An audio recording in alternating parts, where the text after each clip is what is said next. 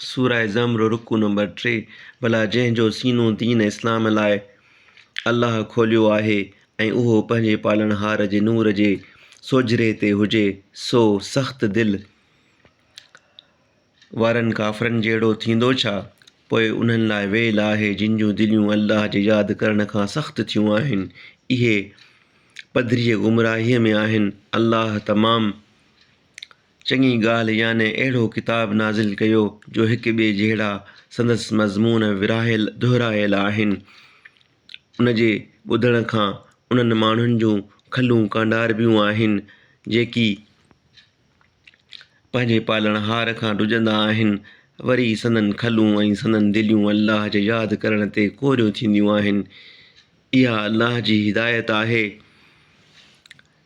जंहिंखे घुरे तंहिंखे उन सां वाट ॾेखारे थो ऐं जंहिंखे अल्लाह गुमराह करे तंहिंखे को हिदायत कंदड़ कोन्हे।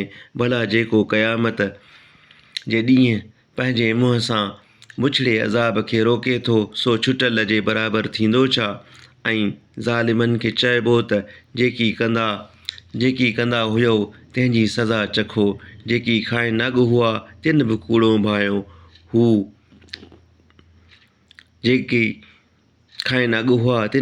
भायो हो, पोइ वटनि उतां अज़ाब पहुतो जितां ॼाणंदा ई न हुआ। पोइ अल्लाह खेनि दुनिया जी हयातीअ में ख़्वारी चखाई ऐं बेशक आख़िरत जो अज़ाब त तमामु वॾो आहे। जेकॾहिं इहा ॻाल्हि ॼाणनि हा त पाण खे अज़ाब खां बचाइनि हा। ऐं बेशक माण्हुनि लाइ हिन क़ुर में हर क़िस्म जा मिसाल बयानु कयासूं त मन उहे नसीहत वठनि। क़ुर अरबी ॿोलीअ में बेऐब नाज़िल कयोसूं त मन उहे ॾुजनि। अल्लाह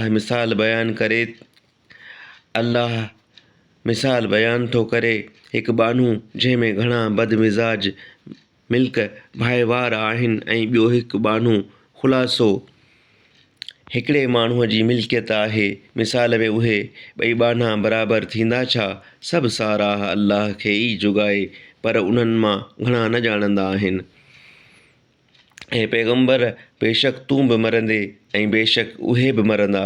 वरी बेशक अव्हीं क़यामत जे ॾींहुं पंहिंजे पालणहार वटि पाण में झगड़ो कंदो।